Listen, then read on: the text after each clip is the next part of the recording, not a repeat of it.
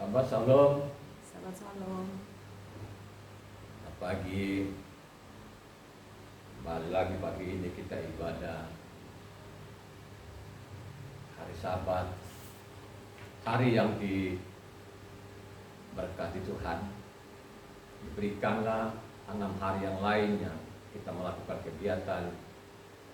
Biarlah hari ke-7 ini kita boleh merenung, kita boleh mendengar firman Tuhan, boleh membaca, sehingga pengetahuan akan kebenaran itu kita miliki. Tanpa pengetahuan akan kebenaran, tanpa mengerti isi kitab suci ini, maka sia-sialah hidup kita di kolong langit ini. Hidup kita ini hanya 70, kalau kuat 80 tahun umurnya manusia. Marilah benar-benar kita merenungkan apa yang dicatat di Mazmur 90 ayatnya 10. Di sana mengatakan umur manusia itu kan 70, kalau kuat 80 tahun. Dalam sisa hidup ini kita isi hari-hari kita membaca dan merenungkan firman Tuhan ini. Hari ini pembacaan renungan kita hari ini terambil dari 2 Tawarik 15 ayatnya 1 sampai ke 19. Sekali lagi, renungan kita hari ini 2 Tawarik 15 ayatnya 1 sampai ke 19. Akan dibaca. Asaria bin Oded menghinggapi roh Elohim. Ia pergi menemui Asa dan berkata kepadanya, "Dengarlah kepadaku, Asa dan seluruh Yehuda dan Benyamin. Yahweh beserta dengan kamu bila mana kamu beserta dengan dia. Bila mana kamu mencarinya, ia berkenan ditemui olehmu. Tetapi bila mana kamu meninggalkannya, kamu akan ditinggalkannya. Lama sekali Israel tanpa Elohim yang benar, tanpa ajaran daripada imam dan tanpa hukum. Tetapi dalam kesesakan mereka berbalik kepada Yahweh, Elohim orang Israel, mereka mencarinya dan ia berkenan ditemui oleh mereka. Pada zaman itu, tidak dapat orang pergi dan pulang dengan selamat karena terdapat kekacauan yang besar di antara segenap penduduk daerah-daerah. Bangsa menghancurkan bangsa, kota menghancurkan kota. Karena Elohim mengacaukan mereka dengan berbagai-bagai kesesakan. Tetapi kamu ini, kuatkanlah hatimu, jangan lemah semangatmu, karena ada upah bagi usahamu." Ketika Asa mendengar perkataan nubuat yang diucapkan oleh Nabi Asaria bin Oded itu, ia menguatkan hatinya dan menyingkirkan dewa-dewa kejijikan dari seluruh tanah Yehuda dan Benyamin dan dari kota-kota yang direbutnya di pegunungan Efraim. Ia membaharui mezbah Yahweh yang ada di depan bait suci Yahweh. Ia mengumpulkan seluruh Yehuda dan Benyamin dan orang-orang Efraim, Manase dan Simeon yang tinggal di antara mereka sebagai orang asing. Sebab dari Israel banyak yang menyeberang memihak kepadanya ketika mereka melihat bahwa Yahweh Elohimnya beserta dengan dia. Mereka berkumpul di Yerusalem pada bulan ketiga tahun ke-15 dari pemerintahan Asa. Pada hari itu mereka mempersembahkan kepada Yahweh 700 lembu sapi dan 7.000 kambing domba dari jarahan yang mereka bawa pulang. Mereka mengadakan perjanjian untuk mencari Yahweh Elohim nenek moyang mereka dengan segenap hati dan jiwa.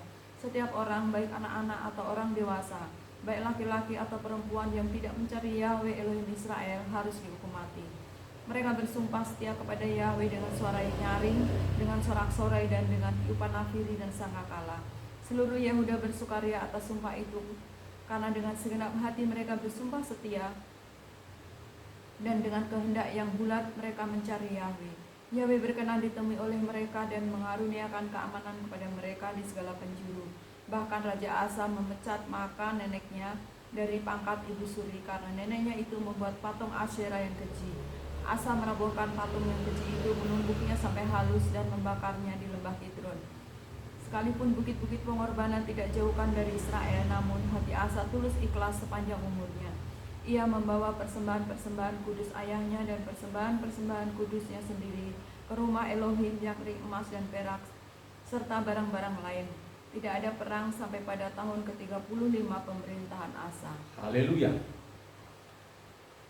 Kalau kita baca ayat 1 sampai ke 3 tadi, 2 Tawarik 15 itu sangat jelas di situ. Datanglah Nabi Asaria menasehati pada Raja Asa ini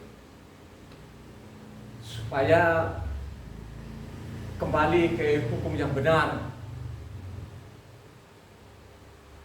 Karena zaman itu sudah lama mereka tidak mengenal Tuhan yang benar maupun juga ajaran benar dan imam-imam. Kalau kita rajin membaca kitab suci ini, makanya kita tahu kapan namanya bangsa Israel ini menyimpang, pasti kita tahu. Kalau saudara baca dari Daud itu, Raja Daud itu, dia adalah raja benar. Dialah yang kembalikan namanya hukumnya Tuhan dengan benar, karena dia adalah raja kebenaran, raja keadilan. Kalau kita baca di sana 2 Samuel 8 ayat 15, di sana kan sangat jelas bahwa Raja Daud itu raja benar loh. Coba satu orang baca 2 Samuel 8 ayat 15. Demikianlah Daud telah memerintah atas seluruh Israel dan menegakkan keadilan dan kebenaran bagi seluruh bangsanya. Jadi dia menegakkan namanya kebenaran seluruh Israel.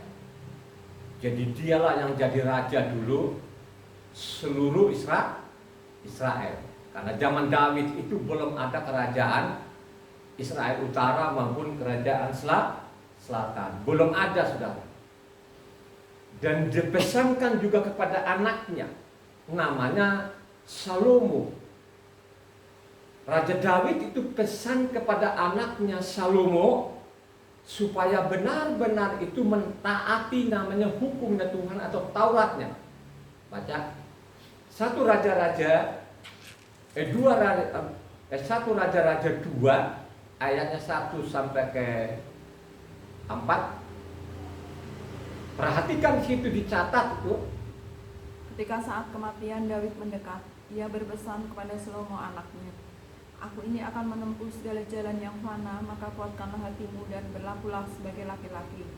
Lakukanlah kewajibanmu dengan setia terhadap Yahweh Elohimmu dengan hidup menurut jalan yang ditunjukkannya dan dengan tetap mengikuti segala ketetapan, perintah, peraturan, dan ketentuannya seperti yang tertulis dalam hukum Mose. Supaya kamu beruntung dalam segala yang kau lakukan dan segala yang kau tuju, dan supaya Yahweh menepati janji yang diucapkannya tentang aku, yakni jika anak-anakmu laki-laki tetap hidup di hadapanku dengan setia, dengan segenap hati dan dengan segenap jiwa, maka keturunanmu tak akan terputus dari tahta kerajaan Israel." Pesan kepada anaknya namanya Salomo itu supaya taati namanya hukumnya tuh sesuai namanya tertulis. Jadi ingat baik-baik ini ya, perhatikan di situ. Harus sesuai namanya tertulis. Dan memang ini dipesankan kepada bangsa Israel ini supaya namanya hukumnya Tuhan ini tidak boleh ditambah dan tidak boleh dikurangi. Ini pesan loh, saudara ya. Jadi Raja Daud lah yang kembalikan yang benar, pesan kepada anaknya. Tapi apa yang terjadi? Kalau kita baca riwayat daripada namanya Salomo, artinya Salomo juga menyimpang, saudara. Ya, jadi dia menyimpang dari kebenaran Tuhan. Karena zaman itu Salomo itu istrinya banyak sekali ya, saudara ya. Dari bangsawan itu 300, bundiknya itu adalah 700, jadi 1000 namanya istrinya ini. Nah, istri-istrinya inilah nyeleweng, akhirnya juga Salomo masa tuanya terseret juga. Akhirnya tidak sepenuh hatinya lagi Salomo ini. Nah, dari situlah Tuhan pecah jadi dua negara. Terpecahlah Israel ini jadi dua negara.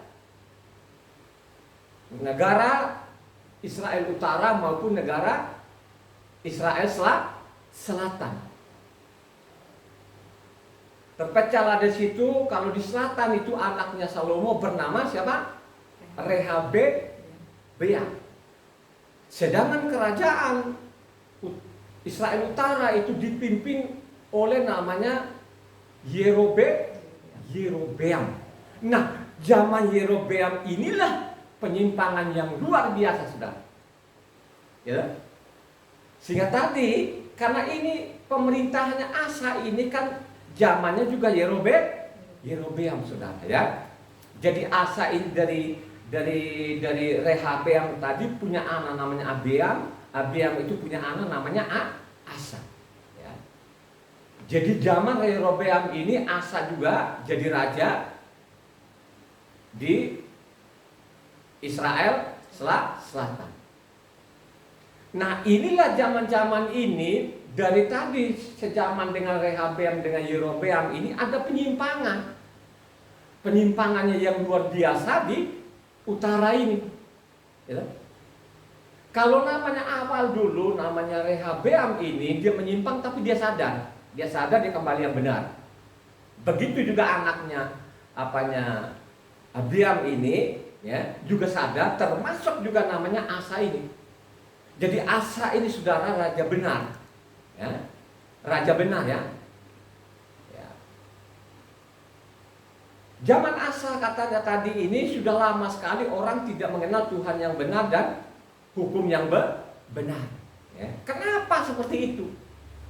Makanya saudara perlu sekali supaya saudara tahu isi kitab suci ini, supaya saudara itu tidak dibohong-bohongin dari mimbar ini. Perlu sekali itu baca ini. Satu raja-raja maupun dua raja-raja itu harus dibaca tuntas, ya. Karena dari raja-raja ini adalah nabi-nabi tadi ini, ya. Misalnya tadi ada Nabi Azarya, ya.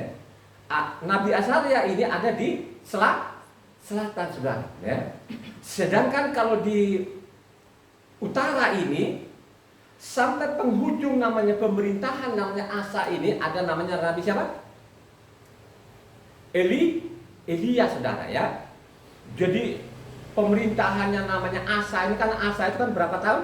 41 tahun dia memerintah loh di selatan ini. Jadi cukup lama dia, ada 41 tahun.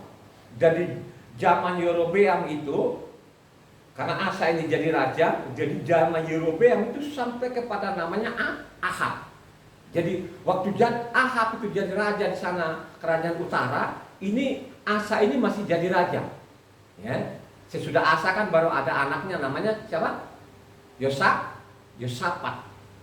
Nah, jadi itulah tadi peringatkan kepada namanya Asa ini supaya kembali kepada hukumnya Tuhan. Terima nggak pada waktu itu? Asa luar biasa nggak terima, saudara. Mereka cari siapa yang tadi kalau kita baca selanjutnya di bawah, siapa yang tidak cari Tuhan dihukum. Jadi tegas pada waktu itu, tegas benar supaya orang kembali kepada hukumnya Tuhan. Jadi selatan itu, saudara, ya, sekalipun tidak 100% namanya Asa ini, karena Asa pun zaman Asa pun bukit-bukit pengorbanan pun juga masih dibiarkan, saudara, ya. Nah, jadi kalau kita baca tuntas ini kan hanya ada 3 raja yang luar biasa. Ada raja siapa? Ada raja Daud maupun raja Hizkia maupun raja Yosia. Ini ketiga raja ini luar biasa, sama dengan raja Daud. Tapi kalau lain-lain masih bukit pengorbanannya masih belum dirobohkan, saudara, ya. Jadi zaman Asa inilah Azarya tadi memperingatkan, sudah lama sekali ini orang tidak mengenal hukum yang benar maupun Tuhan. Kenapa seperti itu? Kalau kita baca namanya 1 Raja-Raja 12 di sana, itu Raja Yerobeam. Bagaimana ya Raja Yerobeam ini bikin namanya ibadah baru loh saudara ya. Jadi dia bikin ibadah baru, dia ganti-ganti namanya hukumnya tuh Tuhan. Ya, yang kelihatan di sana kalau kita baca namanya ayatnya 30 di bawah kalau tidak salah itu, ya, bagaimana dia Pondok Daun itu dirayakan bukan namanya bulan 7 tapi bulan 8. Ayat berapa itu namanya pakai 1 Raja-Raja 12? 32 coba dibaca. Kemudian Yerobeam menentukan suatu hari raya pada hari yang ke-15 bulan ke-8 sama seperti hari raya yang di Yehuda, dan ia sendiri naik tangga mezbah itu. Begitulah dibuatnya di Betel, yakni ia mempersembahkan korban kepada anak-anak lembu yang telah dibuatnya itu, dan ia menugaskan di Betel imam-imam bukit pengorbanan yang telah diangkatnya. Jadi zaman Yerobeam ini, jadi semua imam-imam ini diusir dari utara, itu diusir ke selatan. Jadi mereka imam-imam ini dan orang-orang Lewi ini kabur dari utara ke selatan, saudara ya. Jadi di utara ini sudah jahat betul karena memang Yerobeam selain tadi dia robak namanya bulan 7 tadi namanya Pondok Daun jadinya bulan 8. Terus dia bikin lagi juga anak sapi. Anak sapi 2 lagi saudara ya. Jadi dibikin anak sapi 2, inilah tuh, ini menipu loh saudara. Coba bayangkan saja, ini mereka ini punya Taurat loh saudara ya. Punya hukumnya Tuhan, di isi kutub hukum Tuhan ini sangat jelas di sana. Pada waktu namanya sebelum ditulis namanya 10 hukum Taurat itu, mereka mendengar loh suara Tuhan saudara ya. Dan pada waktu mendengar itu bukan ada suara sapi, itu tidak ada saudara. Yang mereka dengar itu adalah suara manusia bergelegar di atas gunung Tuhan itu saudara ya. Tapi dia tipu rakyatnya, dia bikinlah 2 anak sapi. Nah inilah penyimpangan demi penyimpangan sampai kepada namanya Raja Ahab. Sampai Raja Ahab sana ada satu namanya nabi. Nabi ini saudara, nabi yang luar biasa. Namanya siapa? Elia. Kenapa saya mengatakan Nabi Elia itu dia luar biasa? Karena dia tidak mengalami kematian. Ya. Jadi hanya 2 ya, kalau isi kitab suci dari Kejadian sampai Wahyu kalau kita baca, hanya 2 orang ini tidak mengalami kematian. Pertama adalah Henokh, kedua adalah namanya Elia. Nah Elia ini saudara luar biasa juga loh saudara, memperingatkan di selatan ini supaya kembali kepada hukumnya tuh, tapi mereka tidak hiraukan saudara. Yang paling gawat lagi di sana, zaman Ahab tadi, ya. Kalau zamannya dari Rehabeam tadi, Abeam sampai Asa itu ada namanya patungnya Asera. Tapi kalau zamannya Raja-Raja Ahab ini yang di kerajaan utara ini ada tambahan saudara. Jadi ada namanya Baal. Jadi sana itu dia tidak puas dengan tadi namanya 2 lembu, ya. Anak lembu tadi di utara ini, itu di sana juga ada namanya agama namanya Asera maupun agama Baal. Jadi yang saya tangkap di utara ini, jadi mereka beranggapan itu bahwa nama Tuhan itu bisa juga dipanggil namanya Asera maupun Baal saudara. Sehingga di utara sana banyak sekali nabi-nabi Baal saudara ya. Jadi nabi Baalnya banyak sekali. Nanti kita kita telusuri ini. Nabi Baal dengan Nabi Asera itu banyak sekali di utara. Ya. Sehingga dia mengatakan namanya dalam perasaannya dia pada waktu itu Nabi Elia itu bahwa di utara itu tidak ada lagi nabi, mungkin dia adalah satu-satunya. Ya. Diperingatkan ini tidak menghiraukan, ya. Mereka tetap ngelawan itu di utara ini. Akhirnya namanya Nabi Elia ini akhirnya pergilah ke Gunung Horeb saudara ya. Jadi dia pergi ke Gunung Horeb sana selama 40 hari, 40 malam itu. Jadi dia ini memang dia nabi luar biasa ini. Kenapa saya bilang nabi luar biasa ini? Karena dia tidak makan katanya. selama 40 hari 40 malam itu menuju ke gunung Tuhan, itu dia berjalan kaki di sana ya, untuk mengadu di sana bahwa di utara itu tidak ada lagi yang menyembah Tuhan, sudah meninggalkan tidak mengenal Tuhan lagi, kan gitu, tidak mengenal Tuhan lagi dan sudah meninggalkan hukum. Kalau kita baca di situ 1 Raja-Raja 19 ayatnya 9-10, perhatikan di sini ya. Di utara ini sudah meninggalkan namanya hukum Tuhan tadi itu, mereka sudah ganti agama, agamanya namanya Aserah maupun namanya Baal ini ya. Baca tadi 1 Raja-Raja 19 ayatnya 9-10. Di sana masuklah ia ke dalam sebuah gua dan bermalam di situ. Maka firman Yahweh datang kepadanya demikian, apakah kerjamu di sini, hai Elia? Jawabnya, aku bekerja segiat-giatnya bagi Yahweh Elohim semesta alam, karena orang Israel meninggalkan perjanjianmu, meruntuhkan mesbah-mesbahmu dan membunuh nabi-nabimu dengan pedang. Hanya aku seorang dirilah yang masih hidup dan mereka ingin mencabut nyawaku. Coba, dia bilang tadi kan mereka meninggalkan hukummu, mereka membunuh nabi-nabimu, tinggal saya seorang diri sudah ya. Dia ulang lagi di ayatnya 14. Ayat 14 1 Raja-Raja 19 ayat 14. Jawabnya, aku bekerja segiat-giatnya bagi Yahweh Elohim semesta alam, karena orang Israel meninggalkan perjanjianmu, meruntuhkan mesbah-mesbahmu dan membunuh nabi-nabimu dengan pedang. Hanya aku seorang dirilah yang masih hidup dan mereka ingin mencabut nyawaku. Coba, tinggal saya seorang diri pun ini dikejar kejar siapa yang mengejar pada waktu itu? Yang mengejar siapa? Ahab. Yang mengejar ini bukan Ahab sebenarnya. Yang mengejar-ngejar dia adalah istrinya Ahab bernama siapa? Isabel sudah ya. Ini seorang perempuan sadis ini, karena ini Isabel ini bukan orang Israel tapi dia anaknya Raja Sidon saudara ya. Jadi Ahab ini tambah jahat lagi. Sudah ada namanya Aserah, dia tambah lagi namanya apanya? Baal saudara ya. Dia ngadu di gunung Tuhan sana bahwa hanya saya seorang diri sekarang, tidak ada lain lagi ya. Lagi pula sekarang saya dikejar-kejar lagi, mau dibunuh. Apa kata Tuhan? Kalau kita baca di ayatnya 18 di sana, pulanglah engkau di sana. Di utara itu masih ada 7.000 katanya. Kalau tidak salah situ ayat 18. Tetapi aku meninggalkan 7.000 orang di Israel, yakni semua orang yang tidak sujud menyembah Baal dan yang mulutnya tidak mencium dia.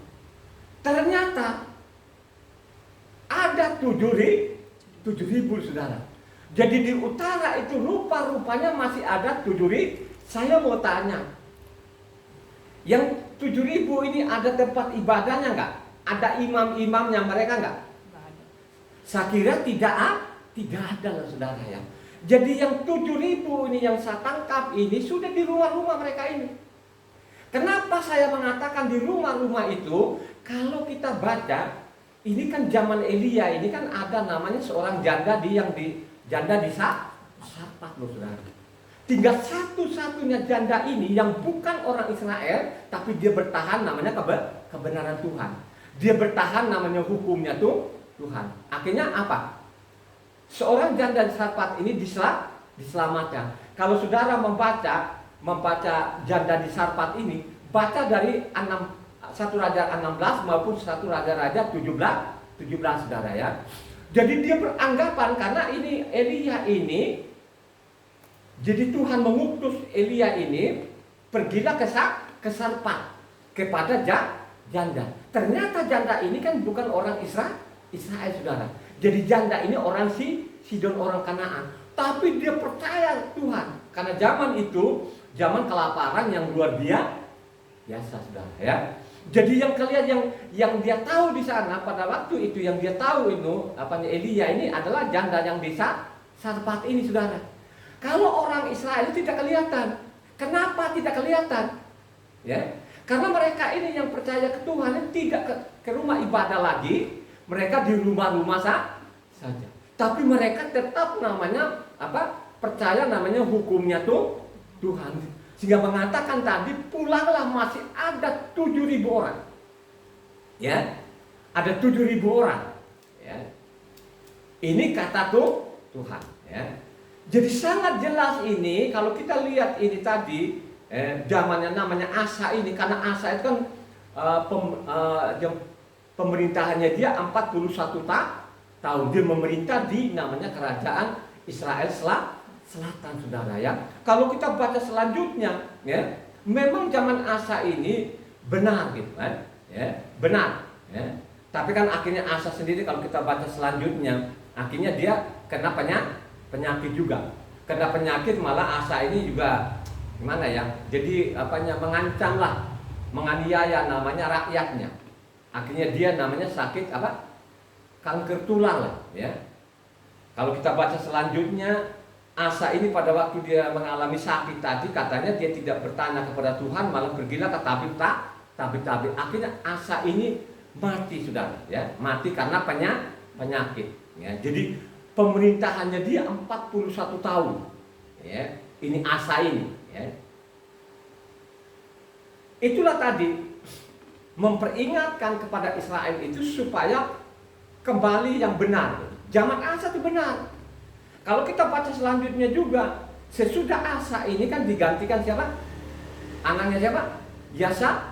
Yosafat, saudara ya. Jadi Yosafat ini, wah ini raja benar juga. Raja benar, dialah juga ini yang mengajari orang supaya pergilah ke utara sana, mengajari orang masalah namanya hukumnya Tuhan, ya. Masalah hukumnya Tuhan. Kan berjalanlah waktu ini. Jadi kerusakan demi kerusakan ini terjadi karena memang dari zaman Asa ini, betul Asa itu benar, ya. Tapi bukit-bukit pengorbanan di atas gunung tidak dihancurkan. Maupun juga anaknya bernama Yosafat ini raja benar luar biasa juga, percaya betul-betulnya Tuhan ini, tapi juga bukit-bukit pengorbanannya tidak dimusnahkan, saudara ya. Jadi kalau kita telusuri, kita baca terus kitab suci ini, kita ketemu ya dari zaman Usia ini ada namanya Nabi siapa? Ya, jadi zaman Asaria tadi sampai kepada namanya Usia ini ada namanya Nabi Yesaya, saudara ya. Jadi mencatat ini orang-orang Israel ini bagaimana mereka menyimpang dari hukumnya Tuhan ya. Dicatatlah dalam sejarah di Raja-Raja ini.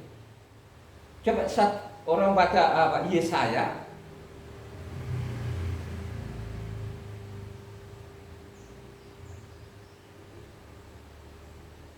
Sebelum kita Yesaya, tadi mengatakan bahwa Israel itu tidak mengenal Tuhan yang benar, maupun tidak mendapatkan pengajaran yang benar dari imam ya. Saya mengatakan tadi bahwa di Israel itu sudah tidak mengenal namanya Tuhan mereka lagi ini, siapa yang mereka sembah. Yang mereka sembah di sana adalah namanya Aserah maupun Baal. Jadi yang saya tangkap itu seolah-olah itu Tuhan bernama Aserah atau dia bernama Baal, ya. Loh, kita lihat sekarang kan, zaman kita sekarang ini, orang Israel sekarang itu memanggil Tuhan namanya Yahweh itu sudah digantikan bernama siapa? Adonai. Kadang-kadang mereka panggil Adonai, kadang-kadang bernama siapa? Hasem, saudara ya. Ya, jadi Adonai sebenarnya artinya itu kan Tuhan kan gitu kan, ya. Sedangkan kalau Hasem itu artinya nama itu ya. Jadi sekarang ini mereka tidak mau lagi memanggil nama Yahweh karena mereka beranggapan bahwa nama itu sangat kudus katanya. Sangat kudus sehingga mereka menggantikan bernama Adonai atau Hasem. Ya, gitu kan? Ya. Makanya sekarang orang Kristen juga pun begitu. Banyakkan saja itu, kadang-kadang dia bernama Tuhan Guru Besar semua, kadang-kadang bernama Allah Guru Besar semua. Ini akibat tafsiran. Ya. Padahal kalau kita baca Taurat di sana atau hukumnya Tuhan di sana sangat jelas di situ bahwa nama Tuhannya itu bernama siapa? Ya, Yahweh. Ya. Jadi tadi kan kalau kita baca tadi dua Tawarik 15 tadi, lama sekali mereka tidak mengenal Tuhan yang benar dan maupun ajaran yang benar. Sedangkan di sana sudah dicatat di sana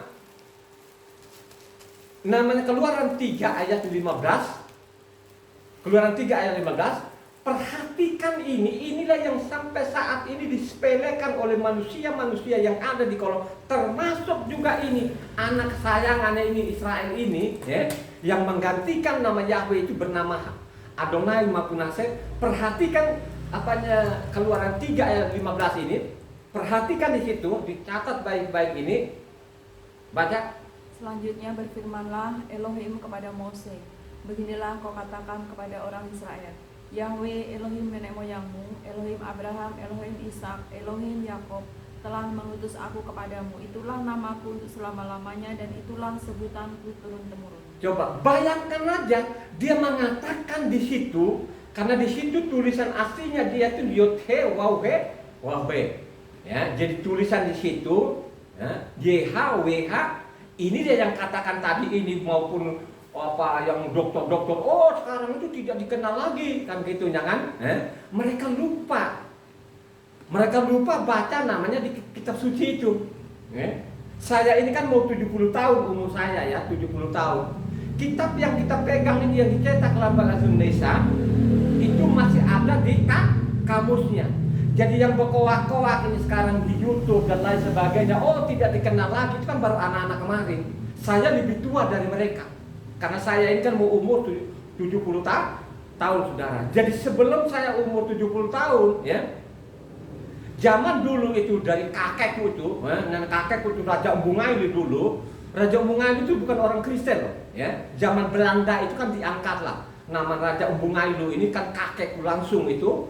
Belanda angkat itu jadi Umbungaili itu bukan orang Kristen saudara ya, dia tetap namanya kepercayaan. Jadi Umbungaili itu bukan orang Kristen ya. Jadi anaknya Umbungaili ini bapak saya itu baru namanya kita kenal Kristen. Nama Yahweh itu sudah ada yang di kamus yang dicetak Lembaga Kitab Indonesia itu. Kalau sampai mereka mengatakan tidak dikenal, ini kan dipengaruhi oleh namanya apa? Teknologi, dipengaruhi oleh namanya internet. Nah sekarang pada Yahweh itu saya yakin betul-betul berapa 400 tahun yang lalu pada waktu disalin namanya kitab suci yang kita pegang ini dari Eropa sana, dari Inggris sana, dari King James itu nama Yahweh itu sudah ada di situ. Ya. Di Indonesia ini hanya disalin saja kan gitu kan. Bagaimana mereka mengatakan bahwa tidak dikenal lagi nama Yahweh ini? Ini kan konyol ini. Itulah akibat tidak membaca. Jadi sangat jelas tadi ayat Keluaran 3 ayat 15 katanya Yahweh itulah namaku, Elohim itu adalah sebutan. Jadi Elohim itu nama gelarnya ya. Yang disimpankan oleh namanya Lembaga Kitab Indonesia yang kita pegang ini, nama Yahweh itu digantikan namanya Tuhan Guru Besar semua. Gelarnya Elohim tadi digantikan namanya Allah.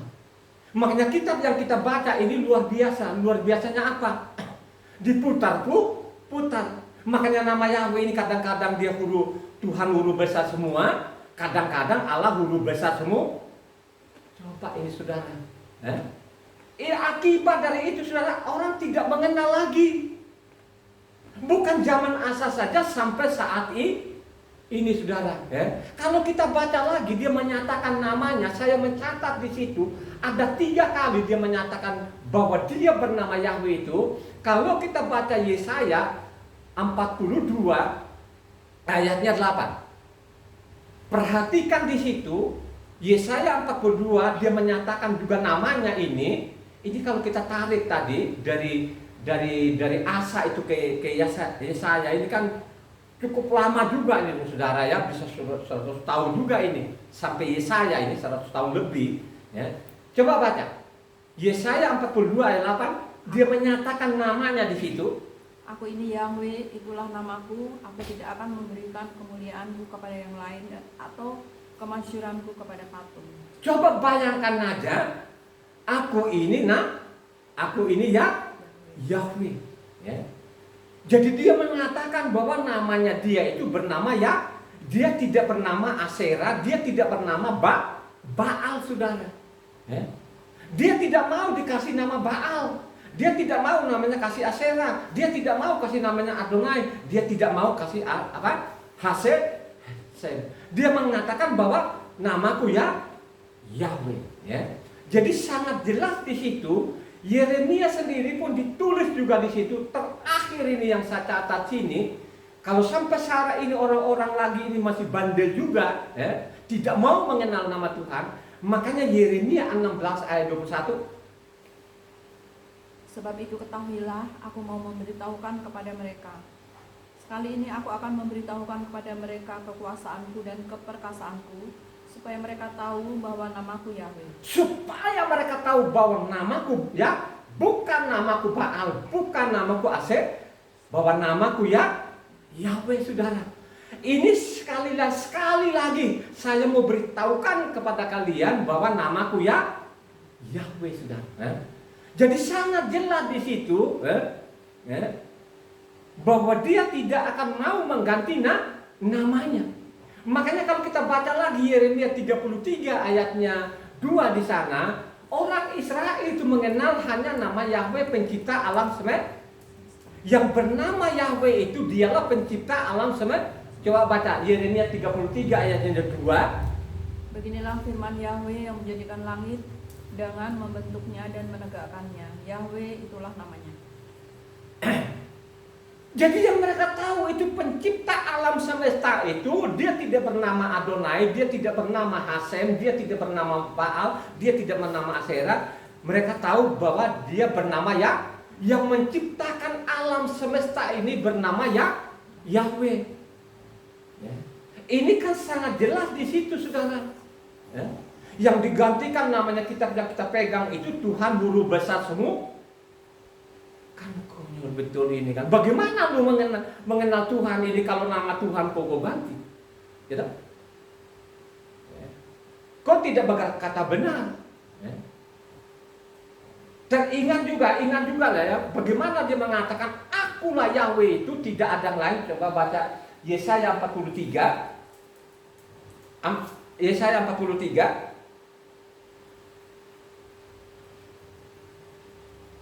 ayatnya 3. Sebab akulah Yahweh Elohimmu yang maha kudus, Elohim Israel juru selamatmu. Aku menebus engkau dengan Mitsraim dan memberikan Ethiopia dan Seba sebagai gantimu. Ayat 11.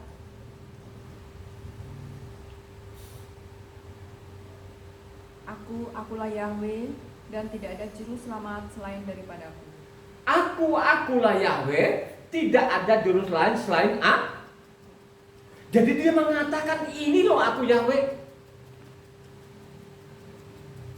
Bagaimana lu mengenal Tuhan kalau digantikan di situ? Termasuk juga namanya bangsa pilihannya ini, mereka menggantikan di situ Adonai. Ini kan konyol, saudara. Kalau orang membaca kitab suci tiap hari, kamu nggak mau ikut-ikutan ya? Kan kebanyakan sekarang ini yang di mimbar-mimbar sekarang ini, oh Israel saja pun dia nggak berani menyebut nama Yahweh, ya. Coba kan, jadi seolah-olah itu dilarang, ya. Seolah-olah itu dilarang. Padahal kalau kita baca Mazmur, ya, kalau kita baca, saya yakin di Mazmur ini memang tidak ada tulisan situ siapa pemazmur ini, tapi saya yakin 100% itu adalah Raja Daud itu. Coba Mazmur 113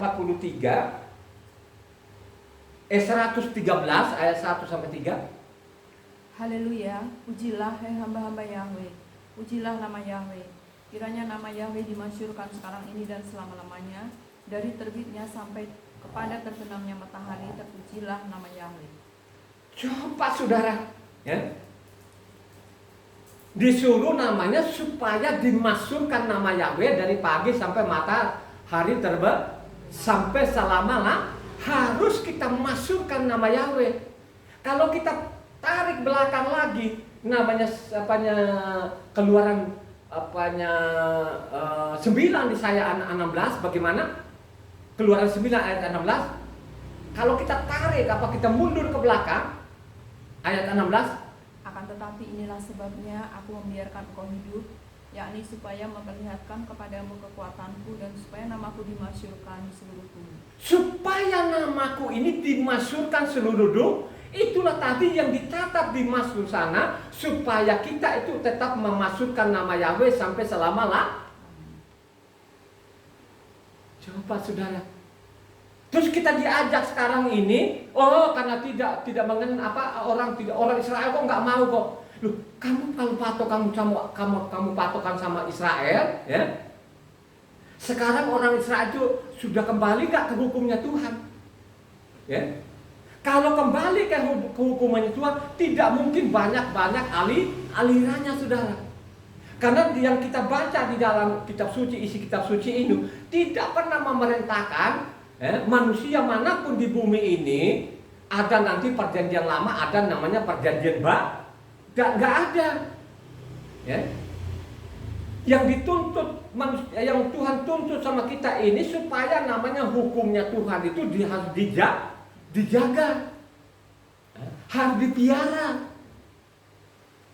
Tidak ada lain. Tadi kan dia bilang kan tidak mendapatkan ajaran yang benar itu adalah hukumnya tuh. Karena hukumnya Tuhan ini mereka meninggal, termasuk juga namanya ini mereka tidak mau lagi memanggil nama Yahweh ini. Ini kan konyol namanya.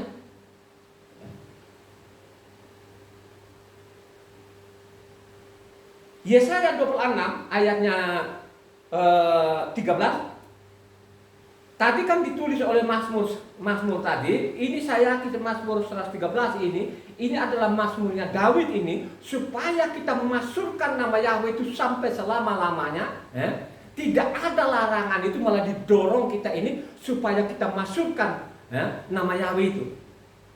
Nah, Yesaya. Ya Yahweh Elohim kami, Tuhan-Tuhan lain pernah berkuasa atas kami, tetapi hanya namamu saja kami masyhurkan. Benar, kami diperintah bangsa-bangsa gitu kan, tapi kami hanya memasukkan nama Coba kalau yang begini-gini ini dilarang, kita ini tidak mengenal Tuhan ini. Kalau kita sudah dilarang begini, akibatnya apa? Tidak mengenal Tuhan ini akibatnya apa? Kita buang hukumnya Tuhan, akibatnya apa? Kan fatal namanya kalau kau tinggalkan hukumnya Tuhan, kau tinggalkan namanya nggak mau lagi berseru kepada nama Yahweh. Padahal diajar kita Yoel 2 ayat 32 sana, barang siapa yang berseru kepada nama Yahweh diselat. Terus kita sekarang tidak boleh namanya kita berseru kepada nama Yahweh, karena nama Yahweh katanya terlalu kudus. Ini ajaran siapa? Kitab suci itu kita tidak ketemukan di dalamnya. Dilarang namanya memasukkan namanya, atau dilarang itu kita panggil nama Yahweh. Malah sebaliknya, supaya nama Yahweh itu diingat, supaya nama Yahweh itu dimasukkan sampai seluruh bumi. Itu kan ajaran Tuhan seperti itu. Ya.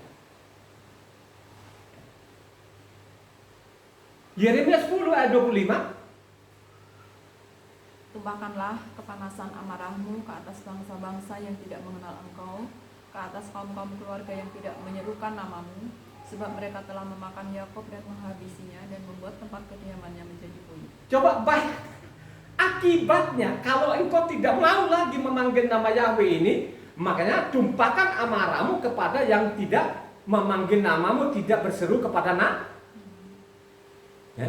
Jadi tadi kan Yoel 2 ayat 32, supaya clear ini, Yoel 2 ayatnya 32.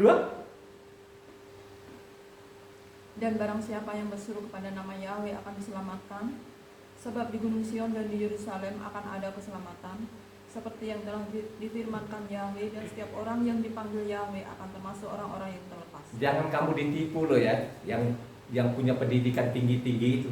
Ya. Oh, orang Israel itu sekarang itu mereka tidak mau karena kudus sebagaimana. Sekarang kalau mereka benar, mana anu bait sucinya? Ayo, ya. Kalau mereka benar, bait sucinya mana? Ya. Makanya saya mengatakan perjanjian baru yang dimaksud Tuhan itu, kalau engkau baca namanya Yeremia 31, dari ayat 1 sampai ke 40 itu baru engkau sadar. Suatu saat nanti bangsa ini dirubah hatinya, pikiran kepala batu tadi, mereka kembali ke hukumnya. Nah disitulah nanti akan dibangun namanya bait suci ketiga.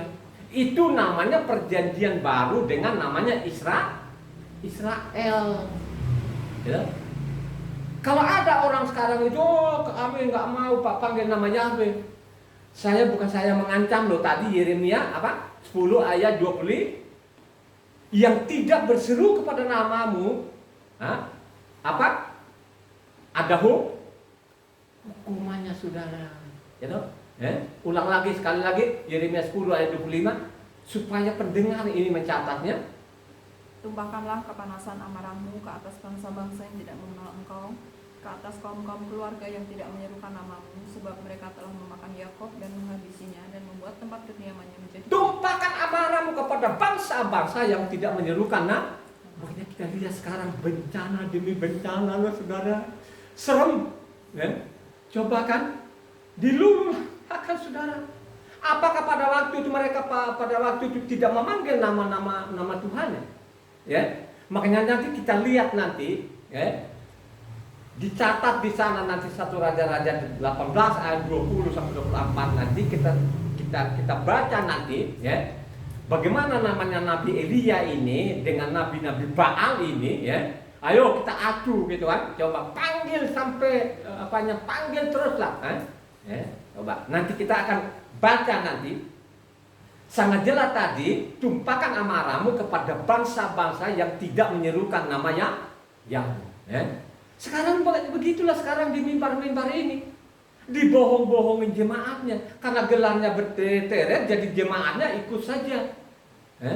Kenapa itu jemaatnya ikut begitu saja? Karena jemaatnya juga tidak pernah membaca kitab suci ini, susah. Ya. Ya. Dia tahu lah bahwa pendetanya itu yang pegangkan banyak kunci kerajaan surga. Sudahlah Pak Pendeta saya sudah, apa yang katakan Pak Pendeta saya sudah clear, udah ikuti saja.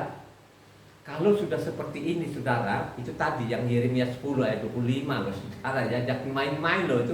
Tumpahkan amarahmu kepada bangsa-bangsa yang tidak mengenal, ya, yang tidak menyerukan nama. Ada 2 yang saya catat di sini. Inilah yang pakai dalihnya mereka ini. Orang-orang Yahudi maupun orang-orang asing. Orang asingnya kan ikut-ikutan saja lah. Apa kata orang Yahudi yang mereka lihat sekarang ini, mereka ikut saja. Ya. Kenapa mereka ikut saja? Ini orang-orang asing juga atau bangsa-bangsa ini, mereka juga tidak pernah membaca kitab suci ini. Kalaupun mereka baca itu sepotong-sepotong, ya. Tidak seperti saya ini baca dari Kejadian sampai Wahyu berulang-ulang sampai sudah 180 kali. Ya. Saya baca ini sudah 180 kali loh saudara, 23 tahun loh. Jadi saya nggak mau ikut-ikutan. Tiap dia khotbah itu pasti saya catat di situ saudara. Saya lihat di dalamnya, benar nggak ini Pak Pendeta ini, gitu kan? Yang saya catat itu tidak ada yang berkata benar. Mereka tuh bohong semua saudara, membohongin namanya jemaatnya. Seperti contoh sekarang kan, oh kita tidak bisa karena nama kudus. Orang Israel saja pun mereka sampai sekarang, dia patokan orang Israel, dia tidak patokan isi kitab sucinya. Nah ini kan susah ini. Dia patokan orang Israel yang dia lihat sekarang ini yang cium-cium tembok sana ratapan, dia lihat itu. Dia ikut-ikutan juga di situ, dia datang dia cium. Dikira itu namanya dia cium-cium tembok itu, dikira itu sudah benar. Coba kan? Dia tidak pernah merasa salah. Kenapa tinggal temboknya ini separuh? Kalau dia baca kitab suci pasti dia tahu. Karena kejahatannya mereka orang Israel ini tidak mengenal Tuhan lagi, membuang namanya Tauratnya, sehingga namanya tinggal tembok sedih. Inilah yang disumpel-sumpel kertas sekarang mereka cium-cium nangis itu. Apakah Tuhan menjawab nggak? Dia tidak menjawab.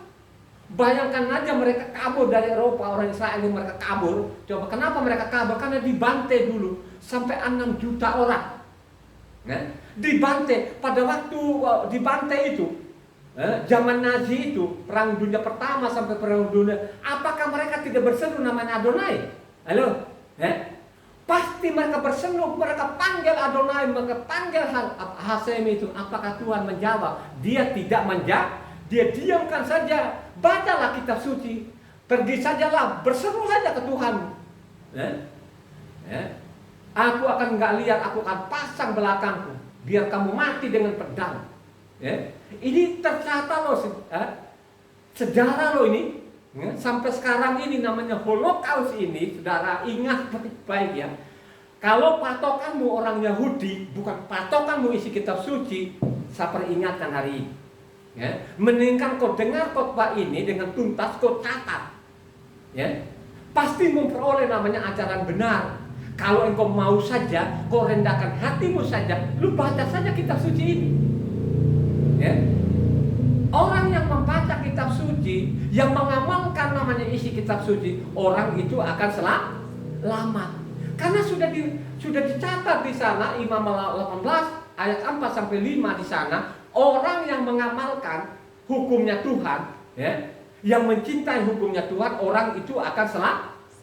Bukan patokanmu ke pendetamu, bukan patokan orang-orang Yahudi yang sudah kablinger sampai sekarang ini. Coba kita lihat sekarang Israel sana itu, mazhabnya banyak sekali, aliran-alirannya banyak betul, sudah terpecah-pecah.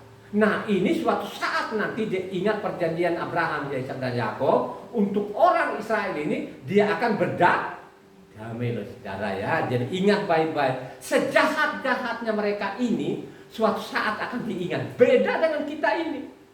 Kenapa saya mengatakan? Karena saya baca kitab suci ini dari Kejadian sampai Wahyu berulang-ulang. Sudah 180 kali ini tanpa berhenti selama 23 tahun. Sehingga hari ini saya suruh catat ini, supaya engkau memperoleh namanya ajaran yang benar. Bacalah kitab suci ini. Untuk mengharapkan dari mimbar, oh saudara, lu tidak akan dapat sampai saat ini. Yakin benar-benar tidak akan dapat. Kenapa saya mengatakan? Karena saya baca tiap hari. Jadi apa yang mereka di mimbar itu, oh Tuhan sekarang nggak boleh karena dia suci, karena namanya kudus sekali. Pengaruh dari orang-orang Yahudi ikut saja. Pada isi kitab suci yang kita baca tadi, hukumlah mereka ini yang tidak berseru kepada namanya Yahweh. Coba tumpahkan amarahmu kepada yang tidak memasukkan nama Yahweh, yang tidak berseru pada nama Yahweh. Tumpahkan amarah. Catat ini. Ini bukan saya loh, isi kitab suci loh yang saya baca ini. Jadi dua alasan mereka. Amos 6 ayat 10. Dua alasan, tapi ini dua alasan ini tidak benar, bukan melarang di situ. Tuhan marah sekali khusus di Amos 6 ayat 10. Yang keras. Ini alasan orang-orang sekarang ini. Kalau mereka bilangnya, oh nama Yahweh nggak boleh disebut. Hanya dua yang saya dapatkan dalam isi kitab suci ini. Amos 6 ayat 10. Dan jika pamannya pembakar mayat itu yang datang mengangkat dan mengeluarkan mayat itu dari rumah itu bertanya kepada orang yang ada di belakang rumah, adakah lagi orang bersama-sama engkau? Dan dijawab, tidak ada. Ia akan berkata, diam, sebab tidaklah patut menyebut-nyebut nama Yahweh. Jadi lu baca, renungkan baik benar-benar itu. Ada penyesalan di situ. Bukankah sebelum kau mati kemarin itu kau berseru kepada nama Yahweh ini, kau kembali ke hukumnya. Coba kan. Makanya tadi kalau kita baca tadi ayatnya berapa itu tadi yang di banyak orang yang tidak pulang dengan selamat. Kalaupun selamat itu untung tadi yang kita baca namanya 2 Tawarik 15 tadi itu ayat berapa coba?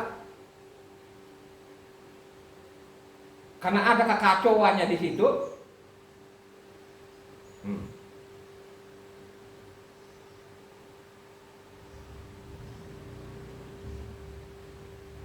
Ayat 5. Ayat 5 sampai 6. Pada zaman itu tidak dapat orang pergi dan pulang dengan selamat karena terdapat kekacauan yang besar di antara segenap penduduk daerah-daerah. Bangsa menghancurkan bangsa, kota menghancurkan kota, karena Elohim mengacaukan mereka dengan berbagai-bagai kesesakan. Coba kan saudara, itulah yang dicatat namanya apa? Amos. Amos dengan namanya Yesaya ini sejaman saudara. Jadi ada kekacauan di situ. Kalaupun selamat itu udah untung-untungan, makanya bertutup mulutmu. Gak usah lu panggil Yahweh, itu air yang sudah tumpah, nasi yang sudah bubur. Bukankah tadi sebelum terjadi ini kau berseru kepada nama Yahweh akan diselamatkan? Yoel 2 kan ayat 32 mengatakan berseru kepada nama Yahweh diselamatkan. Ya? Itu yang dimaksud. Inilah yang mereka pakai ini sekarang itu seolah-olah itu dilarang namanya menyebut nama Tuhan. Dia tidak baca yang benar. Maupun juga ada dua yang saya mengatakan, saya catat ini kitab suci ini, mereka pakai ini orang-orang Yahudi termasuk juga orang-orang bangsa-bangsa asing-asing ini ada dua ini yang saya catat di dalam Yeremia 44 ayatnya 26-27. Nah, di sinilah kelihatan sekali di sini. Mulai dari sini ini terkuncilah mulut-mulutnya orang-orang Yahudi ini tidak berseru kepada nama Yahweh, akhirnya banyak yang mati konyol loh saudara sampai saat ini. Termasuk namanya zaman perang dunia pertama dengan dunia kedua ini ada 6 juta orang mati. Itu dikunci mulutnya di situ, dikunci. Bukan berarti supaya tidak diserukan nama Yahweh ini. Ya. Itu coba baca namanya tadi Yeremia 44 ayatnya 26-27. Maka dengarlah firman Yahweh, semua orang Yahuda yang diam di tanah Misraim. Sesungguhnya aku telah bersumpah demi namaku yang besar, firman Yahweh, bahwa namaku tidak akan diserukan lagi oleh seseorang Yahuda di segenap tanah Misraim dengan berkata, demi Elohim Yahweh yang hidup, sesungguhnya aku berjaga-jaga untuk kecelakaan mereka dan bukan untuk kebahagiaan mereka. Setiap orang Yahuda yang ada di tanah Misraim akan dihabiskan oleh pedang dan oleh kelaparan sampai mereka punah sama sekali. Coba kan akhirnya benar kan? Nubuatan ini benar sampai zaman namanya perang dunia pertama, kedua itu kan 6 juta orang karena dikunci mulutnya, mereka tidak mau berseru kepada namanya. Mereka panggil namanya Adonai atau Sen. Akhirnya banyak orang yang mati konyol. Bukankah tadi diperingatkan kita Yeremia 10 ayatnya 25 di sana, tumpahkan amarahmu kepada bangsa-bangsa yang tidak menyerukan nama. Coba kan, ini dibohongin kita saudara. Ya? Dan sekarang ada bohong-bohongan mereka ini terlalu banyak juga korbannya. Ya? Itu yang dimaksud tadi ini. Lama sekali orang tidak mengenal Tuhan yang benar. Bagaimana kita mau mengenal Tuhan yang benar? Kalau ajaran-ajaran mimbar itu melarang orang namanya memanggil nama Yahweh. Coba dari mimbar-mimbar itu mereka bilang hukum Taurat sudah tidak berlaku lagi. Coba kalau sudah begitu, terus pakai apa? Pakai hukum apa? Hukum manusia. Ya? Akibatnya loh saudara. Ya? Nah, makanya kalau kita baca zaman namanya Nabi Elia tadi, ya, karena di utara sekarang ini mereka sudah tinggalkan nama Yahweh itu, mereka panggil nama Baal. Makanya ada agama sana, agama Aserah maupun agama Baal ini saudara. Akhirnya apa? Ayo kita tanding. Ayo kita uji nama mana ini yang menjawab. Nama Baal, nama Aserah, atau nama Yahweh. Coba agak cepat Iwana supaya pendengar ini mencatatnya, ya. Mencatatnya. Coba 1 Raja-Raja 18 ayatnya 20 sampai 40. Agak cepat bacanya. Dari 20 sampai 40 supaya lengkap ini. Pada waktu itu diutarakan katanya tadi kan sebelum dia melarikan diri ke gunung Tuhan, kan adu dulu tuh nama Tuhan ini, apakah nanti yang menjawab ini Baal atau Serah atau nama Yahweh. Baca yang cepat sampai 40. Ahab mengirim orang ke seluruh Israel dan mengumpulkan nabi-nabi itu ke gunung Karmel. Lalu Elia mendekati rakyat itu dan berkata, berapa lama lagi kamu berlaku timpang dan bercabang hati? Kalau Yahweh itu Elohim, ikutlah dia. Dan kalau Baal, ikutlah dia. Tetapi rakyat itu tidak menjawabnya sepatah kata pun. Lalu Elia berkata kepada rakyat itu, hanya aku seorang diri yang tinggal sebagai nabi Yahweh.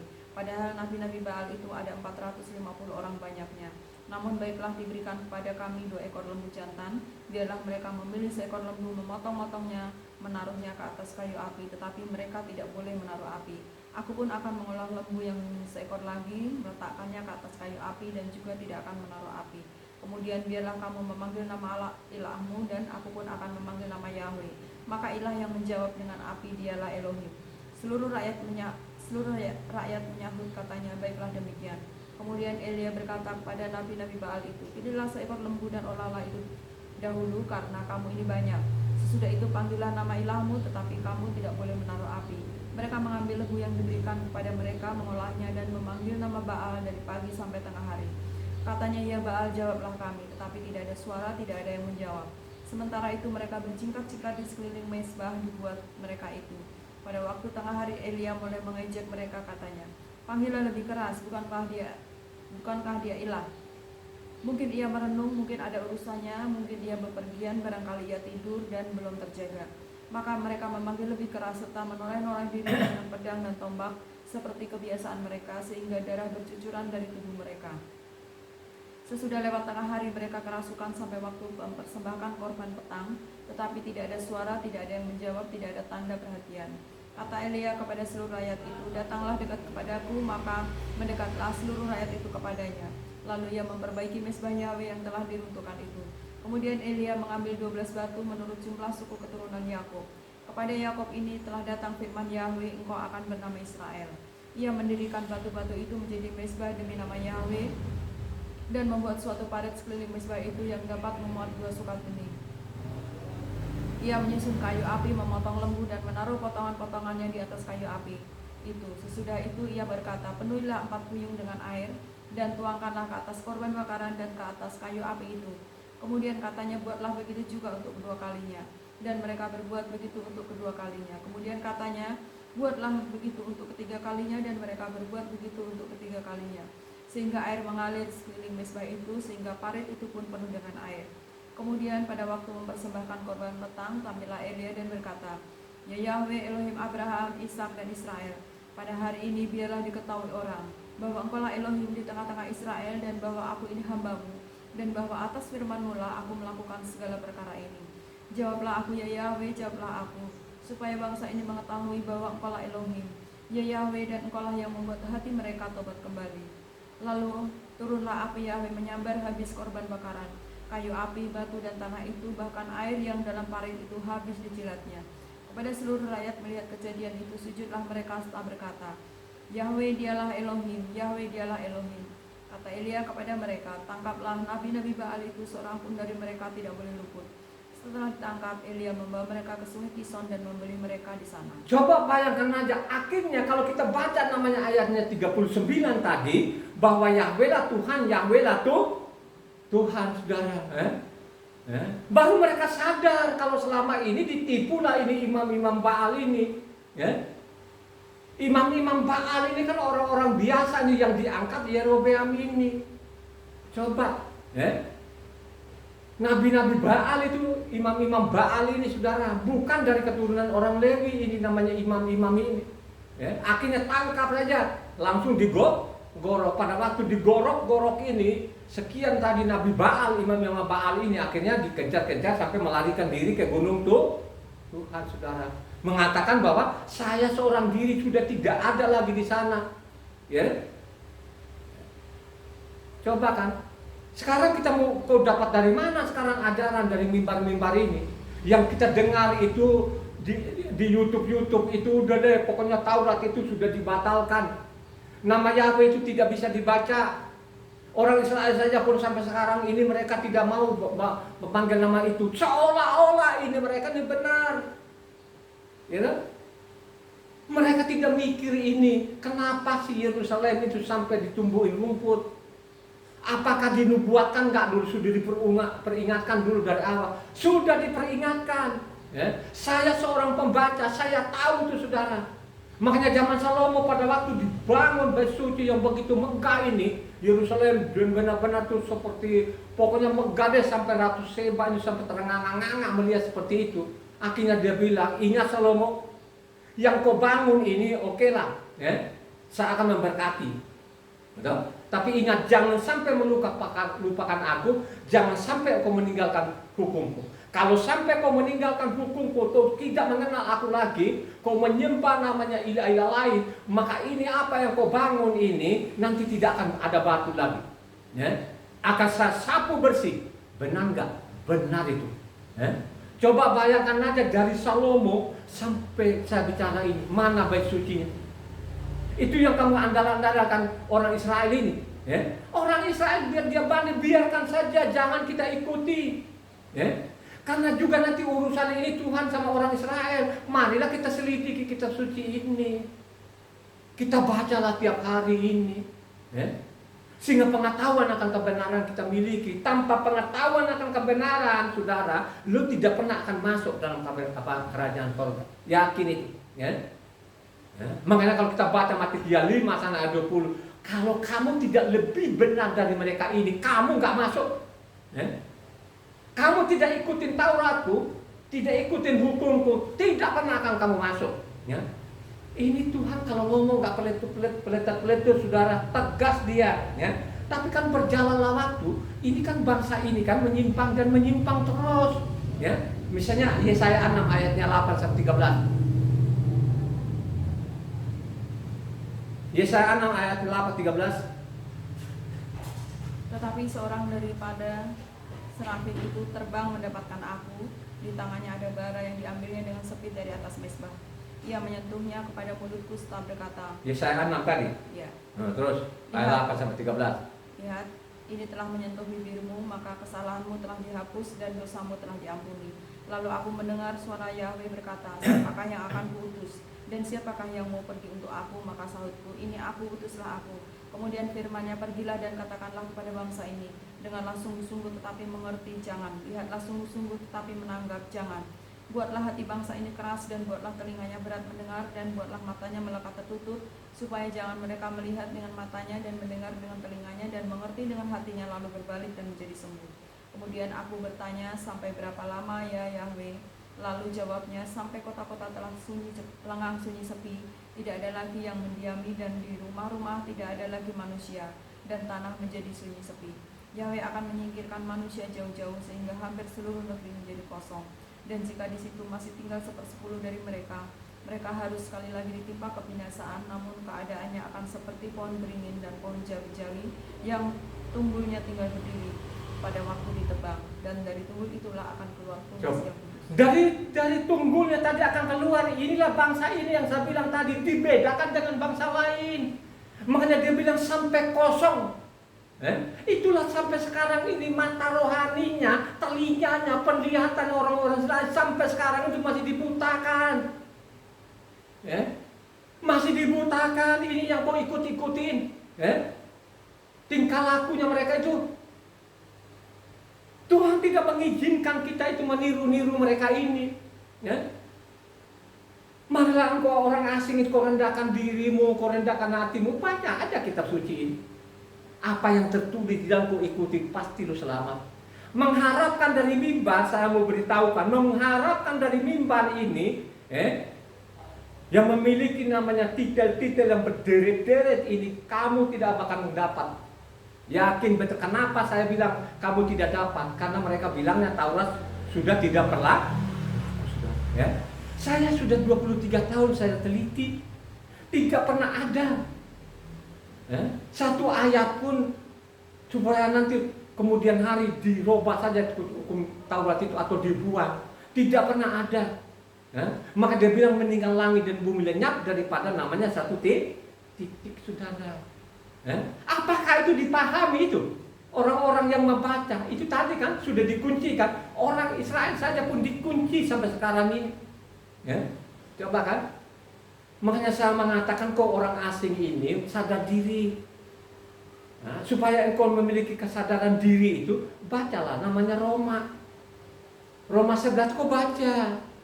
Itu pun Roma 11 perbedaan antara bangsa-bangsa dengan kita tuh ada loh di situ loh, saudara.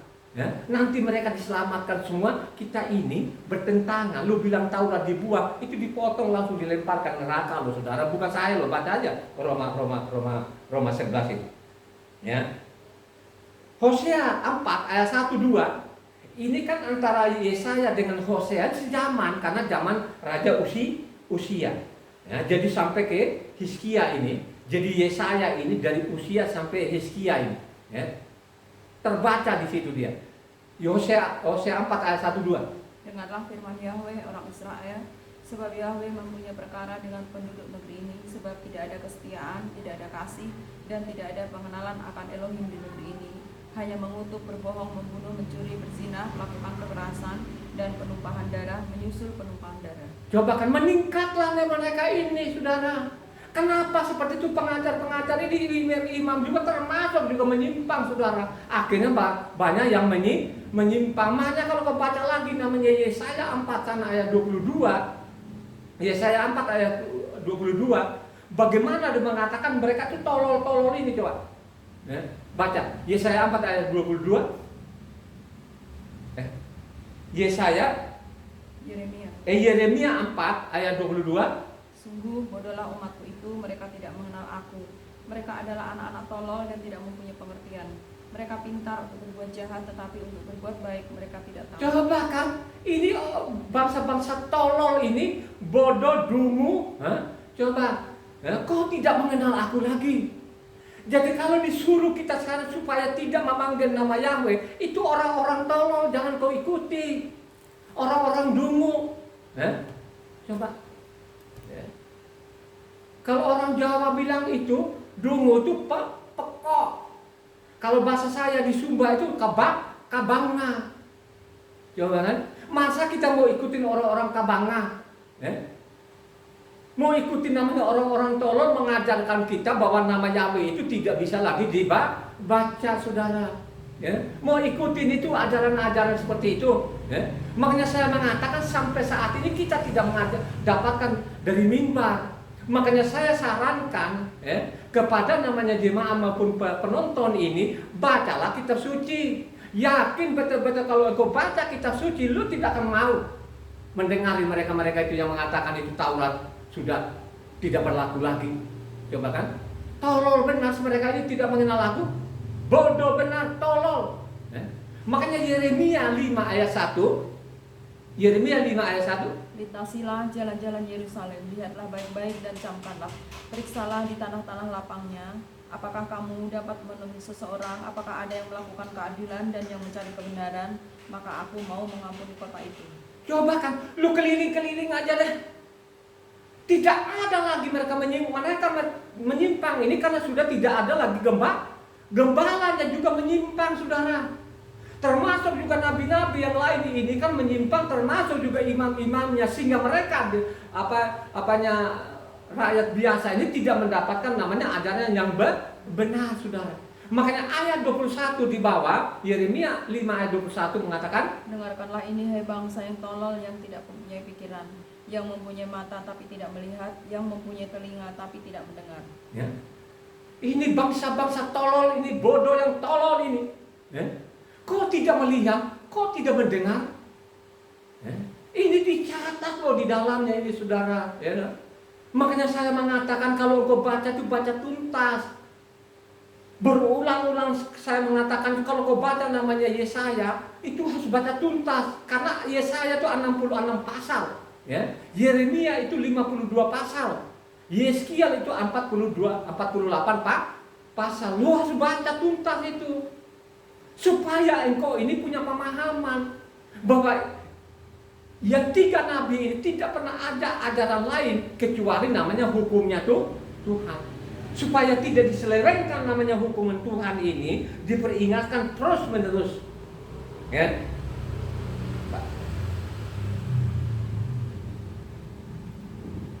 Yeremia 23 ayatnya 30 sampai 33. Sebab itu sesungguhnya aku akan menjadi lawan para nabi, demikian firman Yahweh, yang mencuri firmanku masing-masing dari temannya. Sesungguhnya aku akan menjadi lawan para nabi, demikian firman Yahweh, yang memakai lidahnya sewenang-wenang untuk mengutarakan firman ilahi. Sesungguhnya aku akan menjadi lawan mereka yang menubuatkan mimpi-mimpi dusta, Demikianlah firman Yahweh, dan yang menceritakan serta menyesatkan umatku dengan dustanya, dengan bualnya. Aku ini tidak pernah mengutus mereka dan tidak pernah memerintahkan mereka. Mereka sama sekali tiada berguna untuk bangsa ini. Demikianlah firman Yahweh. Coba kita ditipu. Kita nggak boleh namanya berseru ke nama Yahweh. Padahal di dalam kita tidak di kitab suci ini disuruh namanya memanggil namanya. Coba saudara, ayat 36.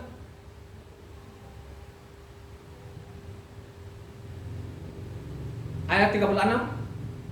Tetapi sabda yang dibebankan oleh Yahweh janganlah kamu sebut-sebutkan lagi, sebab yang menjadi beban bagi setiap orang ialah perkataannya sendiri. Oleh karena kamu telah memutarbalikkan perkataan-perkataan Elohim yang hidup, Yahweh semesta alam, Elohim kita. Coba kamu mencatat ini. Makanya saya mengatakan, kau tinggalkan namanya hukumnya Tuhan, sorga lo tidak pernah ketemu aja. Ini namanya pembohong-pembohong, penipu-penipu sampai saat ini. Yang parahnya lagi itu kalau mereka bicara dengan YouTube. Di YouTube ini saudara, penonton itu ribuan orang, bisa juta orang. Berapa orang dia pengaruhi seperti itu? Akhirnya banyak orang yang mengucap nama Yahweh. Hukum Taurat itu sudah tidak berlaku, sadis, buang. Kalau sudah seperti ini mau selamat itu, mau selamat. Tuhan itu dia tidak pernah akan tarik namanya perkataannya. Sampai kapanpun Tuhan tidak pernah akan menarik namanya perkataan. Bukan dia manusia yang peletot-peletut. Makanya syaratnya lu kalau masuk surga itu harus taati namanya hukum Tuhan. Termasuk juga sabatnya, hari sabatnya. Seperti kita sekarang ini kita ibadah sabat. Makanya sering sekali sebelum saya khotbah itu saya mengatakan hari yang diberkati. Hari yang diberkati itu adalah hari sabat. Hari ketujuh yang seperti kita lakukan hari ini. Ini yang diberkati Tuhan. Bukan saya, perkataan Tuhan. Makanya baca namanya Kejadian 2 ayatnya 1 sampai 2 itu 3 mengatakan berhentilah dia pada hari ketiga dan memberkati. Makanya kalau kau baca Yesaya 56 ayat 1 sampai 7 yang cepat. Beginilah firman Yahweh, taatilah hukum dan tegakkanlah keadilan, sebab sebentar lagi akan datang keselamatan yang daripadaku dan keadilanku akan dinyatakan. Berbahagialah orang yang melakukannya dan anak manusia yang berpegang kepadanya, yang memelihara hari sabat dan tidak menajiskannya, dan yang menahan diri dari setiap perbuatan jahat. Janganlah orang asing yang menggabungkan diri kepada Yahweh berkata, sudah tentu Yahweh hendak memisahkan aku daripada umatnya. Dan janganlah orang kebiri berkata, sesungguhnya aku ini pohon yang kering. Sebab beginilah firman Yahweh kepada orang-orang kebiri yang memelihara hari-hari sabatku, dan yang memilih apa yang kukehendaki dan yang berpegang pada perjanjianku. Kepada mereka akan kuberikan dalam rumahku dan di lingkungan tembok-tembok kediamanku suatu tanda peringatan dan nama. Itu lebih baik daripada anak lelaki dan perempuan. Suatu nama abadi yang tidak akan lenyap akan kuberikan kepada mereka. Dan orang-orang asing yang menggabungkan diri kepada Yahweh untuk melayani dia, untuk mengasihi nama Yahweh dan untuk menjadi hamba-hambanya, semuanya yang memelihara hari sabat dan tidak menajiskannya, dan yang berpegang pada perjanjianku, mereka akan kubawa ke gunungku yang kudus dan akan kuberi kesukaan di rumah doaku. Aku akan berkenan pada korban-korban bakaran dan korban-korban sembelihan mereka yang dipersembahkan di atas mezbahku, sebab rumahku akan disebut rumah doa bagi segala bangsa. Jadi rumahku itu rumah doa segala bangsa itu bukan sembarangan kau nyelonong. Yang menguduskan namanya sabatnya, yang mencintai namanya hukumnya Tuhan, Tauratnya itu yang dibawa ke gunung yang kudus. Amin enggak? Yang dia bawa itu, dia tidak akan membawa kalau lu bilangnya Taurat itu sudah dibuang, sabatnya itu sudah enggak dipakai lagi. Makanya saya sudah dipisahkan dari bangsa Israel. Makanya aku bikin ibadah baru. Sabat jadi Minggu, Pondok Daun jadi Natal. Coba kan, Pesak jadi namanya Jumat Agung. Kalau sudah seperti ini, itu ajaran benar nggak itu? Ini adalah ajaran-ajaran penyimpangan yang luar biasa. Makanya saya mengatakan sampai saya bicara ini dari mimbar-mimbar yang saya saksikan dari dulu selama 23 tahun, mereka tidak berkata benar. Mereka bohongin orang. Coba kan? Sudah jelas kan tadi yang kita baca itu kan? Coba kan? Karena dia sekarang orang-orang Yahudi, karena dia suci sekali nama ini, sehingga tidak boleh namanya kita panggil nama Yahweh. Dan nama ini tidak dikenal lagi. Makanya ada orang bilang nama Tuhanmu siapa? Namanya Tuhannya dia, Yod-He-Waw-He. Karena katanya tidak bisa. Ini kan anak-anak yang mengatakan ini, yang di YouTube kan ini kan ada jauh dari saya ini. Saya ini kan lahir tahun 50-an, gitu. Coba kan, itu namanya Yahweh itu sudah ada ditaruh di situ, bukan karangan orang Indonesia, itu bukan. Karena ini kitab yang kita pegang disalin lah dari apa yang dari Eropa sana itu, dari Inggris. Saya jamin itu disalin dari namanya King James, saudara, yakin itu. Kan? Sudah ada nama Yahweh ini, kok tiba-tiba sekarang ini dipengaruhi oleh internet ini kan? Nggak tahu dari sumbernya dari mana, dia ngaku-ngakunya orang Yahudi. Loh itu lihat orang Yahudi, katanya nggak boleh itu katanya kan. Iya kalau mereka benar, saking nggak benarnya mereka belinya ini sampai sekarang Baisudi belum dibangun ini kan. Apa lo kok ikuti? Mana ada kita selidiki kitab suci. Makanya zaman namanya Zefanya 3 ayat 4, mereka menyimpang terus menerus. Rame-rame menyimpang. Ini kan zaman Zefanya, ini zaman Raja Yosia. Zefanya 3 ayat 4. Para nabinya adalah orang-orang ceroboh dan pengkhianat. Para imamnya menajiskan apa yang kudus, memperkosa hukum Taurat. Coba kan, ini mereka memperkosa namanya hukum Taurat ini. Mereka bolak-balik, mereka putar balikan. Yeskiel 22 ayat 8, bagaimana mereka menyepelekan namanya Sabat dan lain sebagainya. Coba apanya Yeskiel 22 ayat 8-nya. Engkau memandang ringan terhadap hal-hal yang kudus bagiku, dan hari-hari Sabatku kau najiskan. Coba mereka menyepelekan, mereka najiskan, mereka tidak mau lagi namanya Sabatnya. Ayat 22. 26. Ayat 26. Imam-imamnya memperkosa hukum Tauratku dan menajiskan hal yang kudus bagiku. Mereka tidak membedakan antara yang kudus dengan yang tidak kudus, tidak mengajarkan perbedaan yang najis dengan yang tahir. Mereka menutup mata terhadap hari-hari Sabatku. Demikianlah aku dinajiskan di tengah-tengah. Coba sekarang mereka menutup mata hari-hari Sabat itu penting, terus hari rayanya Tuhan itu sangat penting sekali. Makanya disediakan pasalnya sendiri sana, namanya Imamah 23 itu saudara, itu khusus namanya hari-hari raya saudara. Hari-hari raya yang ditentukan Tuhan itu tidak boleh dirubah saudara. Apa yang terjadi sampai saat ini? Dirubah semua, nama Tuhan dirubah, termasuk nama-nama orang dirubah, termasuk hari rayanya ditiadakan. Bikinlah namanya ibadah terjadi loh sampai sekarang ini. Lo mau ikut bagaimana? Yeskiel 22 tadi ayat 26 mengatakan mereka menyepelekan namanya menutup mata hari-hari Sabatku. Artinya hari-hari rayanya, ketentuannya Tuhan sekarang ini mereka abaikan, mereka tinggalkan sama sekali. Padahal di dalam isi kitab suci itu masih ada. Di Injil sana Pesak masih ada tulisannya, Pondok Daun masih ada tulisannya. Sabat lagi apalagi. Zaman Yesua itu kebiasaannya dia masuk pada hari Sabat. Tiba-tiba dia berubah Sabat itu menjadi Minggu. Ada apa ini? Ada apa? Ini mau mendapatkan ajaran yang benar dari mimbar.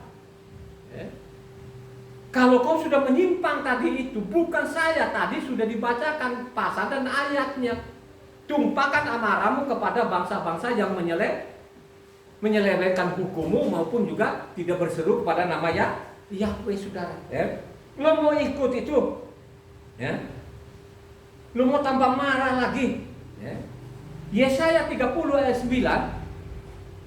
Sebab mereka itu suatu bangsa pemberontak, anak-anak yang suka bohong, anak-anak yang enggan mendengar akan pengajaran Yahweh. Mereka enggan saudara, mereka enggan nama Yahweh, mereka enggan namanya Taurat, apalagi Tauratnya sekarang orang asing dibuang katanya, tidak berlaku lagi. Ini kan kurang ajar sekali. Isi kitab sucinya tidak ada, kita tidak ketemukan. Kenapa dari mulutnya begitu entengnya dikeluarkan kata-kata ini yang tidak ada dasarnya? Mengajari orang yang tidak ada dasar, pakai rancangan dari otaknya dari generasi ke generasi, dia ikutin tabiat nenek moyangnya. Itu yang terjadi. Makanya Amsal 13 ayat 13 mengatakan, baca yang kencang. Siapa meremehkan firman, ia akan menanggung akibatnya, tapi siapa taat kepada perintah, ia akan menerima balasan. Siapa yang meremehkan? Siapa yang meremehkan Tauratnya? Siapa yang meremehkan namanya bapaknya hari-hari rayanya? Tanggung sendiri resiko. Ini tegas loh saudara. Dia tidak akan kompromi saudara. Ya. Persoalan sekarang ini mereka lebih suka namanya apa? Perintah manusia daripada perintah Tuhan. Sekarang ya, ini orang-orang apalagi namanya orang-orang Kristen lebih suka namanya perintah manusia daripada perintah Tuhan. Yeskiel 5 ayat 68.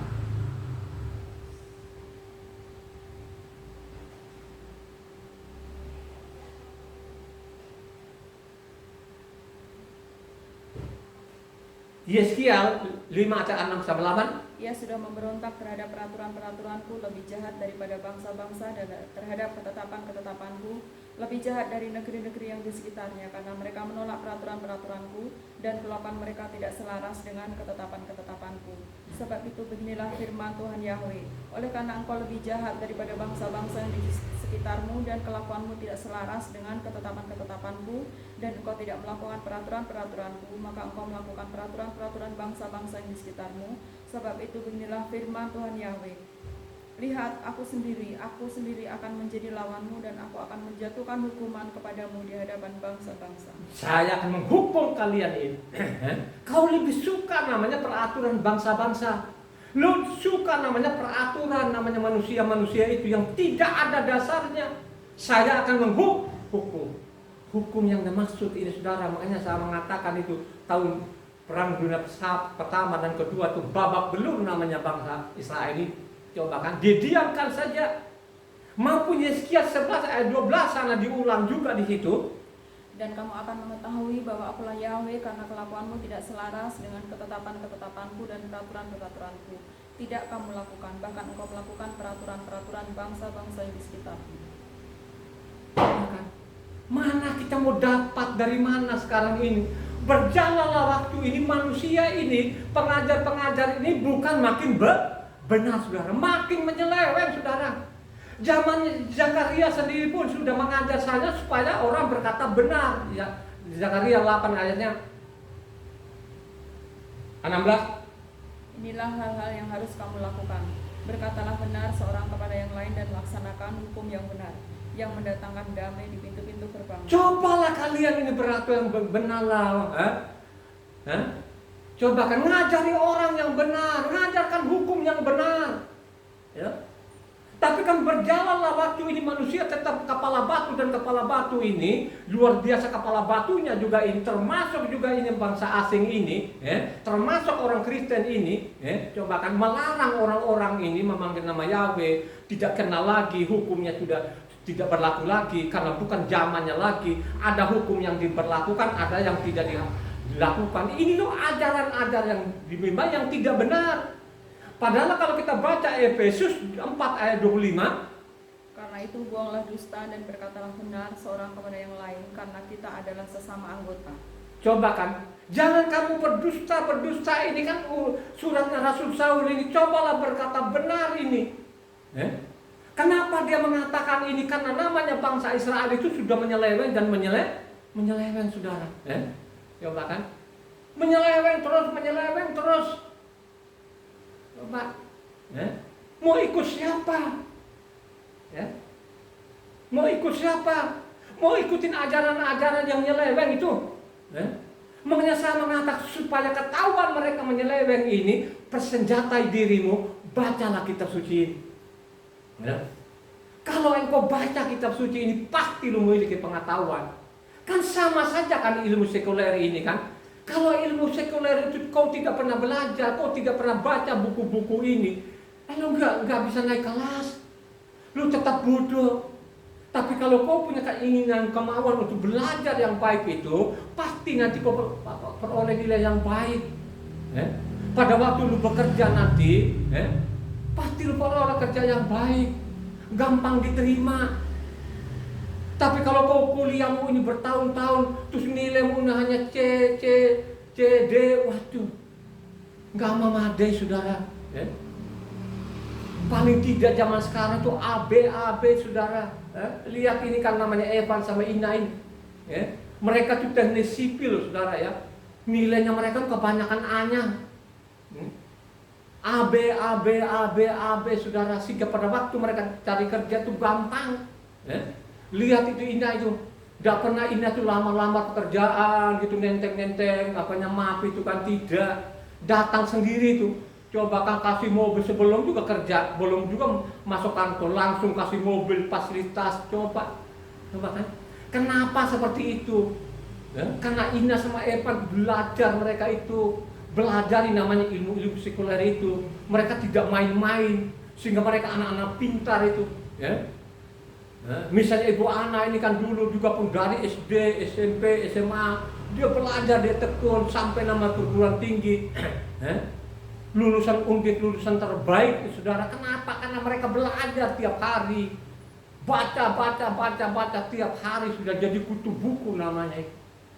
Sehingga mereka peroleh namanya nilai-nilai yang baik, sehingga pada waktu kerja itu nggak tanggung, saudara. Ya? Begitu juga lah kerohaniannya ini, supaya kau tidak ditipu di mimbar ini. Itu di mimbar mereka nipu, ikutin namanya kelakuan namanya nenek moyangnya, karena mereka cari isi perutnya. Dia tidak mikirkan lagi kita ini. Apa yang dilakukan nenek moyang dulu diteruskan saja sampai saat ini. Seperti contoh namanya, buanglah namanya Taurat. Ini kan bukan zamannya sekarang saja. Sudah dari awal ini, sedemikian rupa ini, sebelum masuk Indonesia itu, sudah di Eropa sana mengatakan sudah namanya Taurat sudah dibatalkan. Sehingga mereka bikinlah namanya perjanjian baru. Bukan orang Indonesia yang bikin perjanjian baru. Ini kan dari Eropa. Bikin namanya perjanjian baru. Itu perjanjian baru, bukan dari Tuhan. Perjanjian baru bikinan manusia. Ya? Makanya Eropa sekarang itu tidak ada lagi orang percaya kepada Tuhan. Ya? Sudah nggak ada di sana itu. Sudah, kalaupun ada itu, itu sudah nenek-nenek, kakek-kakek yang sudah nggak ngerti apa-apa. Karena memang dari kecilnya seperti itu. Ya? Yang penting tubuhnya ada di rumah ibadah, dianggap sudah masuk surga. Sehingga namanya Eropa itu nggak ada lagi, tinggalkan semua gereja, tempat-tempat ibadahnya, jual. Gitu? Karena mereka sudah sadar orang, kenapa ini diganti sana, ganti sini. Ini nggak benar ini. Ya? Hanya orang Indonesia saja pun sekarang mati-matian. Coba kan, lu sudah ganti nama orang, coba kan, namanya perjanjian baru mereka ini kan, coba. Perjanjian baru mereka, wah ini adalah perjanjian baru, nama Tuhannya diganti. Ya, udah bagus-bagus namanya Yesua, diganti namanya Yesus. Ya, coba kan, perbarui semua nama-nama orang di dalam namanya sudah bagus. Orang namanya Matitia, namanya Matius. Terus di Eropa sana namanya Mateo. Terus namanya di sini namanya Yakob. Di sana di Eropa namanya James. Ini benar pengajaran yang benar nggak itu? Ya, siapa yang membantah ini? Ya. Pernah saya tanyakan sampai nggak bisa jawab itu, pendeta-pendetanya nggak jawab. Akhirnya dia bilang, Pak, langsung saja ke lembaga kita Indonesia, Pak. Ya, sebatas itu doang, Pak. Saya kasih tahu Bapak. Tapi kalau Bapak tidak puas, pergi saja lembaga kita Indonesia, Pak. Coba kan, dia tidak sadar itu. Kalau dia sadar kan sampaikan kepada orang dong. Dia mau terima tidak terima, ya fakta. Loh saya ini kan mau masalah isi kitab sucinya, ya. Sekarang saya tanya, misalnya minggu mana isi tulisannya di dalam, pasal mana, ayat mana? Siapa yang berani jawab? Ya. Kemarin itu kan saya tunggu-tunggu ini, saya seorang dokter ini kan, namanya dia ambil namanya Matitia 5 ayatnya 17 sampai 20. Saya mau pengen tahu, ya, masalah digenapi itu, ya. Coba kan, dia mutar nggak karu-karuannya. Masalah digenapi apa yang sudah diberitakan dulu itu benar-benar terjadi itu namanya bukan berarti namanya Tauratnya dibuang. Ya. Kalau saya tanya Ibu Ana ini, Ibu Ana baca itu namanya Matitia 5 sampai 20. Ibu Ana ini bukan orang-orang kampung. Ibu Ana ini belajar, dia lulusan perguruan tinggi terbaik, ya, coba kan, ya, dia menjawab gampang. Yang digenapi artinya sudah yang dinubuatkan benar-benar terjadi pada waktu itu digenapi. Terus Ibu Ana Kalau sudah digenapi sekarang itu, terus kitab suci itu Taurat dibuang, nah, itu konyol. Kalau kau buang itu katanya mati. Itu jawabannya orang-orang cerdas. Kenapa Ibu Ana itu dia menjawab seperti itu? Karena bukan cari untuk isi perutnya. Ya. Dia mengatakan benar. Karena kitab Taurat itu adalah isi perutnya manusia, itu namanya makan rohaninya. Berkata yang benar. Tadi kan sudah ngomong tadi Zegaria 6 ayatnya berapa tadi 16 harus berkata benar, maupun juga Efesus 4 ayatnya tadi berapa tadi itu ya harus berkata benar. 25 ya. Coba kan persoalan sekarang ini orang-orang hanya teruskan saja dosa ini dari generasi ke generasi ini. Sekalipun tulisan-tulisannya di dalam sangat jelas ya, tapi mereka tetap namanya membabi buta saudara ya. Kalau kita lihat apalagi yang kurang ini, misalnya Matitia 5 ayatnya 17 sampai 20 ya, dibaca cepat-cepat saja yang terakhir supaya orang mendengar lagi ini. Kalau nanti mereka bilang itu Tauratnya dibuang, sudah nggak zamannya lagi, itu penipu namanya. Mereka tidak berkata benar. Ya, baca. Janganlah kamu menyangka bahwa aku datang untuk meniadakan hukum Taurat atau kitab para nabi. Aku datang bukan untuk meniadakannya, melainkan untuk menggenapinya. Karena aku berkata kepadamu, sesungguhnya selama belum lenyap langit dan bumi ini, satu iota atau satu titik pun tidak akan ditiadakan dari hukum Taurat sebelum semuanya terjadi.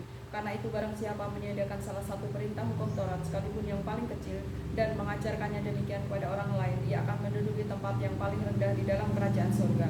Tetapi siapa yang melakukan dan mengajarkan segala perintah-perintah hukum Taurat, ia akan menduduki tempat yang tinggi dalam kerajaan surga. Maka aku berkata kepadamu, jika hidup keagamaanmu tidak lebih benar daripada hidup keagamaan ahli-ahli Taurat dan orang-orang Farisi, sesungguhnya kamu tidak akan masuk dalam kerajaan surga. Coba kan, misalnya Ibu Ana ini disuruh namanya meninggalkan sabatnya. Kalau kau tidak meninggalkan sabat, itu saya gorok lehermu. Saya yakin Ibu Ana bisa taruh gorok aja leher. Yakin itu. Kenapa seperti itu? Karena dia mengerti saudara. Mendingkan langit, selama ada langit dan bumi ini, masih ada langit dan bumi, satu iota, satu titik ini tegas loh ya. Tapi sekarang di mimbar-mimbar ini yang titelnya berderet-deret seenak perutnya saudara, mereka menipu orang. Taurat sudah dibatalkan. Jadi kalau ada tadi bunyinya begini, separuh boleh dilakukan, separuh dibuang, ini mendingan dibilang satu iota, satu titik. Coba kan, tegas nggak? Yohanan 17 ayat 17. Kuduskanlah mereka dalam kebenaran, firman-Mu adalah kebenaran. Nah, jadi firman-Mu itu kebenaran. Firman-Mu kebenaran adalah apa? Kebenaran. Kebenaran yang dimaksud apa? Kitab apa? Tauratnya. Jadi namanya Yohanan 17 ayat 17 sana mengatakan firman-Mu adalah kebenaran. Makanya dicatatlah di sana Galatia ayat 21 sana. Ini surah Rasul Saul di sana, dicatatlah di situ Galatia 3 ayat 21.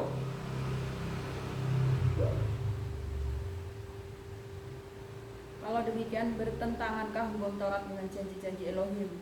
Sekali-kali tidak, sebab andai kata hukum Taurat diberikan kepada sebagai sesuatu yang dapat menghidupkan, maka memang kebenaran berasal dari hukum Taurat. Coba kan, memang kebenaran itu berasal dari namanya hukumnya tak. Bagaimana mereka ini mulutnya dari mimbar tadi suruh buang, sedangkan Rasul Saul sini menulisnya bahwa kebenaran itu dari hukum Taurat. Jadi penyelewengan demi penyelewengan ini berjalan sampai saat ini lebih parah lagi, karena di sana pun Matitia 11 ayat 12 dicatat. Sejak tampilnya Yohanan Pembaptis hingga sekarang, kerajaan surga diserong dan orang yang menyerongnya mencoba menguasainya. Coba sampai saat ini diserongin, maupun juga Lukas 16 ayat 16.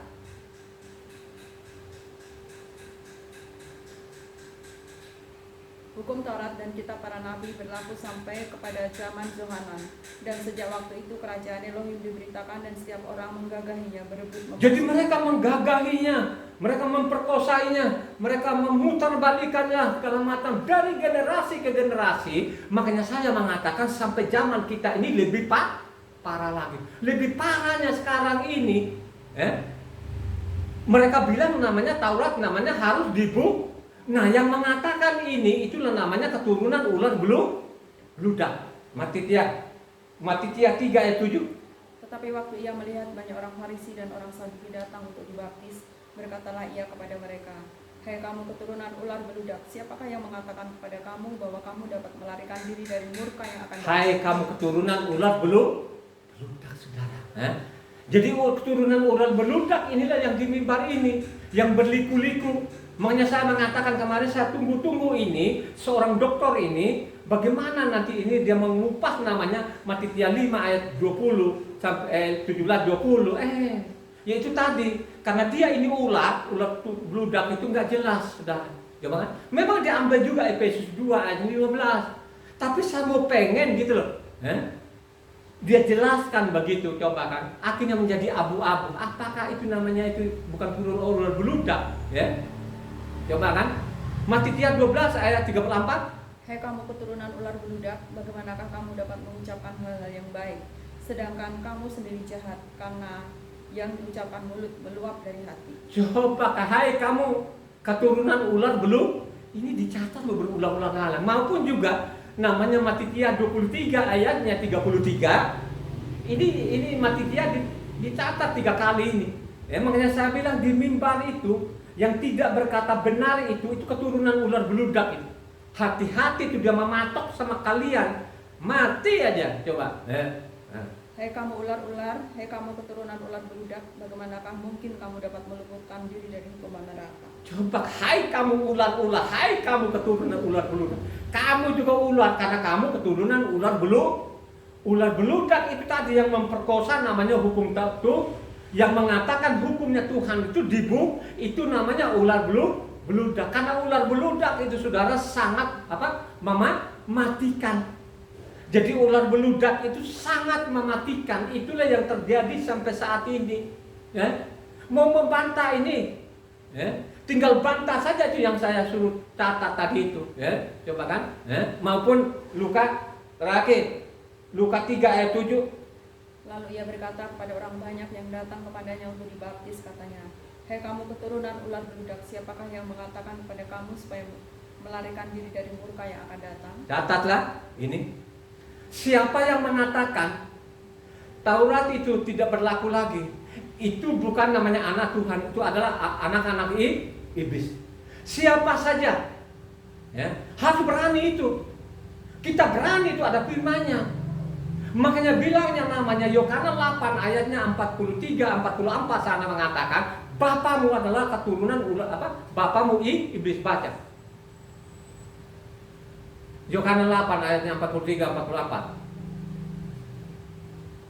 Apakah sebabnya kamu tidak mengerti bahasaku, sebab kamu tidak dapat menangkap firmanku? Iblislah yang menjadi bapamu dan kamu ingin melakukan keinginan bapamu. Ia adalah pembunuh manusia sejak semula dan tidak hidup dalam kebenaran, sebab di dalam dia tidak ada kebenaran. Apabila ia berkata dusta, ia berkata atas kehendaknya sendiri, sebab ia adalah pendusta dan bapa segala dusta. Bapamu itu pendusta dari dulu. Itulah yang dia bilang tadi, keturunan ular beludak ini nafsu sekali, nafsu benar-benar nafsu, supaya namanya hukum Tuhan itu harus dibuang. Mereka nafsu inilah yang dikatakan di dalam isi kitab suci, keturunan ular beludak. Itulah bapamu dari dulu, iblis itu menghalangi terus manusia itu supaya namanya tidak mengikuti Taurat, tidak mengikuti hukum. Itu namanya bapamu iblis, ya. Jadi ingat baik-baiklah saudara ya, bukan saya, tinggal dicatat saja tadi itu, dibaca ulang. Kalaupun kau membantah pakai pasal dan ayat, ayo, ya. Kalau saya yang ngada-ngada, ayo kita adu. Ya. Jadi ingat baik-baik ya, ini tegas loh ya. Bapamu adalah dari dulu itu dia sampai saya ngomong ini kata Tuhan sendiri, dia tidak berkata benar, ya, karena dia adalah bapa segala dusta. Itulah yang terjadi sampai saat ini. Pendusta dari mimbar ini mengajari orang yang tidak benar. Amin ya. Amin. Mari kita